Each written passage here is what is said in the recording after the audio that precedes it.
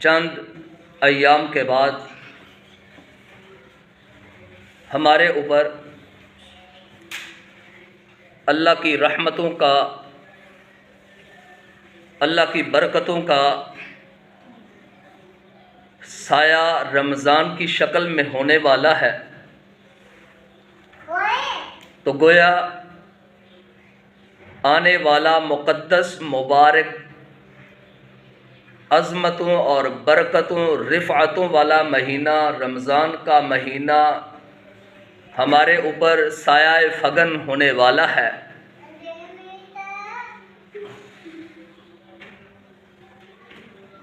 اور رمضان المبارک کے روزے مسلمانوں پر اللہ تبارک و تعالی نے فرض فرمائے ہیں۔ یہ روزے ہم پر فرض ہیں، اور یہ روزے صرف ہم پر فرض نہیں، ہم سے پہلی امتوں پر بھی اللہ نے فرض کر رکھے تھے۔ جو میں نے آیت مقدسہ آپ کی خدمت میں تلاوت کی ہے، آپ نے سماعت فرمائی ہے، اس کا مفہوم یہی ہے، ہمارے اوپر فرض کیے ہیں، اور یہ بھی بتایا کہ آپ سے پہلے جو امتیں گزر چکی ہیں یہ روزے میں نے ان پر بھی فرض کیے تھے۔ اور پھر ساتھ وجہ بھی بتائی کہ ان پر بھی روزے فرض کیے تھے، آپ پر بھی روزے فرض کیے ہیں۔ ان کے فرض کرنے کی وجہ یہ ہے کہ تم تقوی والے بن جاؤ، متقی بن جاؤ، پرہیزگار بن جاؤ، لعلکم تتقون۔ فلسفہ خود ہی بتا دیا، مقصد۔ آج ہم کہتے ہیں نا کہ جی فلاں کام کرنے کا مقصد کیا ہے، فلاں کام کرنے کا مقصد کیا ہے۔ نماز کی ایک رکعت جو ہے اس میں 2 سجدے ہیں، 2 سجدے کی بجائے 3 یا 1 یا 4 کیوں نہیں ہے؟ تو ہمارے لیے حکم یہ ہے کہ ہمیں حکمت سمجھ آئے یا نہ آئے، اللہ کے حکم کو پورا کرنا ہے۔ اسی طرح روزے کی حکمت ہمیں سمجھ آئے یا نہ آئے، اللہ کا حکم سمجھ کے اس کو پورا کرنا ہے، لیکن یہاں اللہ نے حکمت بتا دی ہے، روزہ رکھنے کی حکمت اللہ نے بتا دی ہے، لعلکم تتقون، کہ تم پرہیزگار بن جاؤ گے۔ اس سے 3 باتیں ہو گئی۔ روزہ ہم پر فرض ہے، یا ایھا الذین آمنوا کتب علیکم الصیام، روزہ تم پر کیا ہے؟ فرض ہے۔ کما کتب علی الذین من قبلکم، دوسری بات کہ ایسے ہی فرض ہے جیسے تم سے پہلی امتوں پر فرض تھا، جو پہلے امتیں گزر چکی ہیں ان پر بھی اللہ نے روزہ فرض کیا۔ کیوں فرض کیا؟ مالک کائنات ارشاد فرما رہے ہیں لعلکم تتقون، اس لیے فرض کیا ہے کہ تم متقی پرہیزگار بن جاؤ، اللہ سے ڈرنے والے بن جاؤ، اللہ کی حدود جو ہیں ان کو پامال نہ کرو، اور اللہ کے احکامات کو مت توڑو۔ جو بندہ اللہ کی حدود میں رہتا ہے، اللہ کے احکامات کو پورا کرتا ہے، اللہ کے احکامات کو پیغمبر علیہ الصلوۃ والسلام کے طور طریقوں کے مطابق، آپ کی نورانی خوبصورت پیاری روشن سنتوں کے مطابق جو اللہ کے احکامات کو پورا کرے گا، رب کعبہ کی قسم اس کے سینے میں اللہ کا خوف ہوگا۔ اور جس کے سینے میں اللہ کا خوف نہیں ہے وہ روزے میں بھی اپنی مرضی کرے گا، اور کرتے ہیں، سحری میں بھی اپنی مرضی کرے گا، افطاری میں بھی اپنی مرضی کرے گا، جو اللہ کا حکم ہے اس کو پورا نہیں کرتا، اپنی مرضی کرتے ہیں۔ تو جس کے سینے میں اللہ کا خوف نہیں ہے وہ نماز میں بھی اپنی مرضی کرے گا، جس کے سینے میں اللہ کا خوف نہیں ہے وہ وضو میں بھی اپنی مرضی کرے گا، جس کے سینے میں اللہ کا خوف نہیں ہے وہ جنازے میں بھی اپنی مرضی کرے گا۔ گویا وہ خوشی کے معاملات ہوں پھر بھی اپنی مرضی کرے گا، غمی کے معاملات ہوں پھر بھی اپنی مرضی کرے گا، پیغمبر علیہ السلام کی سنتوں سے دور رہے گا۔ کون شخص؟ جس کے سینے کے اندر اللہ کا خوف نہیں ہے، اور جس کے سینے میں اللہ کا خوف ہے وہ تمام تر عبادات کو، تمام تر اپنی زندگی کے معاملات کو اللہ کے حکموں کے مطابق، جناب نبی کریم صلی اللہ علیہ وسلم کی سنتوں کے مطابق، آپ کے طور طریقوں کے مطابق، آپ کے اسوہ حسنہ کے مطابق اپنے اعمال کو پورا کرے گا۔ کون؟ جس کے سینے میں اللہ کا ڈر ہے، تو وہ روزے کے اندر بھی اللہ کے حکم کو نبی کے طریقے کے مطابق پورا کرے گا. صبح فجر طلوع فجر سے پہلے سحری کھا لے گا اور غروب شمس تک بھوکا بھی رہے گا, پیاسا بھی رہے گا, نظروں کی بھی حفاظت کرے گا, زبان کی بھی حفاظت کرے گا, ہاتھ کی بھی حفاظت کرے گا, پاؤں کی بھی حفاظت کرے گا, اپنی سوچ کی بھی حفاظت کرے گا, اپنے کانوں کی بھی حفاظت کرے گا.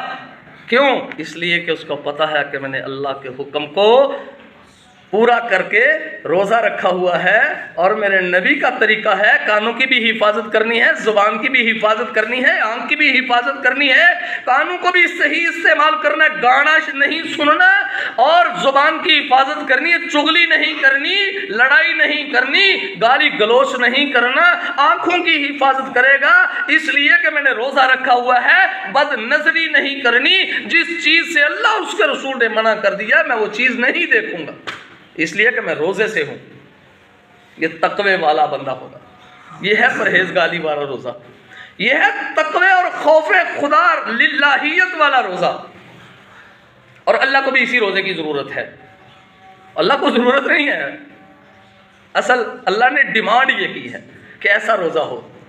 تو ایسا روزہ کیا کرے گا؟ سمجھیے بات, ایسا روزہ کیا کرے گا؟ جو میں نے آپ کو جن صفات والا روزہ رکھنا ہے وہ صفات اگر ہم پراپر ادا کر رہے ہیں روزے کی حالت میں تو وہ روزہ کیا کرے گا؟ اللہ کی قسم وہ روزہ آپ کو اور مجھے اللہ کی رحمتوں کا مستحق بنائے گا. برخا, رحمتوں والی برخا. اب دیکھیے اس برخا کا کیا کام ہوگا. زمین پلیت ہو جائے, ناپاک ہو جائے تو پانی اس کے اوپر گرتا ہے, پانی گرایا جاتا ہے, پانی گرانے کے بعد اس کو صاف کر دیا جاتا ہے, خشک ہو جاتی ہے زمین تو دوبارہ زمین پاک ہو جاتی ہے, نجاست سے پاک ہو جاتی ہے. لہٰذا اس زمین پر ہم نماز پڑھ سکتے ہیں, اس زمین پر بیٹھ کے ہم قرآن کی تلاوت کر سکتے ہیں, اس زمین پر بیٹھ کے اللہ اس کے رسول کا ذکر کر سکتے ہیں, درود پڑھ سکتے ہیں, نماز پڑھ سکتے ہیں, نوافل پڑھ سکتے ہیں, تراویح پڑھ سکتے ہیں, اور باقی عیدین کی نمازیں کس صورت میں پڑھتے ہیں کہ زمین پاک ہے. پہلے زمین کو دیکھتے ہیں, زمین اگر پاک نہیں تو اس کو پاک کرنے کی کوشش کرتے ہیں. کس کے ذریعے سے؟ پانی کے ذریعے سے, یا اللہ کی طرف سے برخا, بارش اتنی برسے کہ اس نجاست کو بہا کر کے لے جائے تو پھر ہم اس زمین کے اوپر عبادت کرتے ہیں. یہ پانی کا کام ہے. میرے اور آپ کے دلوں کی نجاست, اس دل والی زمین کے اوپر جب نجاست آتی ہے تو رمضان پورا سال نجاستیں اکٹھی ہوتی رہتی ہیں, گندگیاں اور پلیتیاں اکٹھی ہوتی رہتی ہیں. میرے بھائیوں, رمضان کا مہینہ آتا ہے, رب کی رحمت والی برخا روزہ دار کے اوپر برستی ہے, اللہ اس کے سینے کو پاک فرما دیتا ہے, اللہ اس کے سینے کو ویلڈن بنا دیتا ہے, کمال کا بنا دیتا ہے. پھر اس کا دل پاک ہو جاتا ہے, اس کے دل کی بنجر زمین کو, ناپاک اور نجس زمین کو اللہ اپنی رحمتوں سے پاک فرما دیتا ہے. یہ روزے کا کام ہے. اور اسی طرح اگر پانی نہ ہو تو یہ سورج کی تپش زمین کے اوپر بکھری ہوئی گندگی اور غلاظتوں کو کیا کرتی ہے؟ خشک کر دیتی ہے. سورج کی روشنی خشک کر دیتی ہے. جب خشک ہو جائے تو وہ نجاست وہاں سے ہٹ جاتی ہے. جب نجاست سورج کی تپش سے ہٹتی ہے زمین پھر پاک ہو جاتی ہے. ہماری عبادت کے لیے وہ تیار ہے کہ ہم اس پر عبادت کر لیں. میرے بھائیوں, اسی طرح روزہ رمضان کا مطلب یہ ہے کہ یہ آپ کے دل پر تپش ڈالتا ہے. روزہ رمضان کا معنی جلا دینا, کن چیزوں کو, گناہوں کو جلا کے راکھ بنا دینا. میرے بھائیوں, ہمارے دلوں کے اندر جو گناہ کر کے اندھیر نگری اور نجاست آ چکی ہے وہ روزے کی تپش کے ساتھ اللہ اس کو پاک فرما دیتا ہے. یہ روزے کی برکت آتی ہے. روزے کے ساتھ یہ انسان کا سینہ پاک ہو جاتا ہے.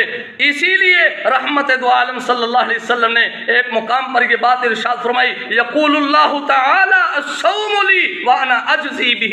اے میرے بندو, یہ رمضان کا روزہ خالصتاً میرے لیے ہے, اس کی جزا بھی میں اللہ خود ہی دوں گا. آگے سمجھ, یہ ہے رمضان کی حکمت. اب آئیے اپنی طرف, ہم کہاں رمضان گزاریں گے؟ سمجھیے, رمضان کا مہینہ سونے کا مہینہ نہیں ہے, ہم سو کر گزار دیں گے. جس کی نیند پوری نہیں ہے، میں بھی آپ میں شامل ہوں بھائی، میں آپ کو نہیں نشانہ بنا رہا، میں اپنے آپ کو نشانہ، یہ میں اپنے آپ کو سنا رہا ہوں یہ بات کہ ہم سو کر گزار دیں گے رمضان کا مہینہ۔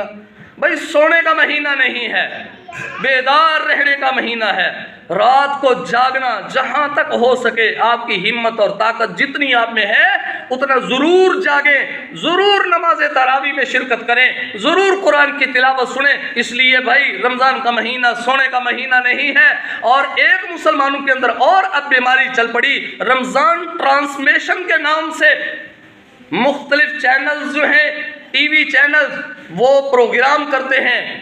میرے بھائیوں، رمضان کے مہینے میں جو ان پروگراموں کے سامنے بیٹھتا ہے گویا اس نے رمضان کی حقیقت کو سمجھا ہی نہیں ہے۔ قطعاً بھی ان کے سامنے نہ بیٹھے، یہ وقت کا ضیاع ہے۔ رمضان ٹرانسمیشن بالکل بھی ان کو نہ سنا کریں۔ اس سے بہتر یہ ہے کہ آپ قرآن کھول لیں، اگر آپ کو پڑھنا آتا ہے پڑھنا شروع کر دیں، اگر پڑھنا نہیں آتا تو اس کو کھول کر اس کی زیارت کرنا شروع کر دیں۔